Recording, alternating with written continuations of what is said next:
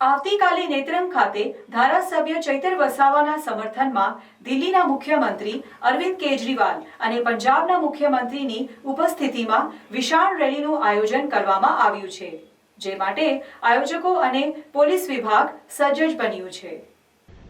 આવતીકાલે નેત્રંગ ખાતે ધારાસભ્ય ચૈતર વસાવાના સમર્થનમાં દિલ્હીના મુખ્યમંત્રી અરવિંદ કેજરીવાલ અને પંજાબના મુખ્યમંત્રીની ઉપસ્થિતિમાં વિશાળ રેલીનું આયોજન કરવામાં આવ્યું છે, જે માટે આયોજકો અને પોલીસ વિભાગ સજ્જ બન્યું છે।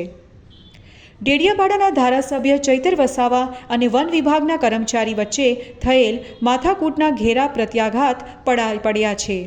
ડેડિયાપાડા પોલીસ સ્ટેશનમાં ચૈતર વસાવા વિરુદ્ધ ફરિયાદ નોંધાઈ હતી, જે બાદ તેઓ ફરાર થઈ ગયા હતા। આખરે ધારાસભ્ય ચૈતર વસાવાએ પોલીસ સામે ધરપકડ વહોરી હતી।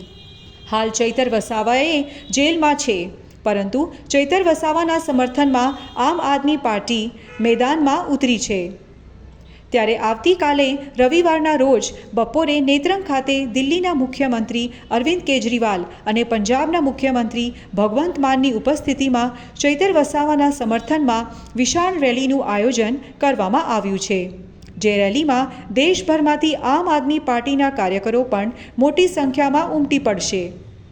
જે રેલી વિશાળ જનસભામાં ફેરવાશે, જે કાર્યક્રમને લઈ ડોમ ઊભા કરવાથી લઈ તમામ તૈયારીઓને આખરી ઓપ આપવામાં આવ્યો છે।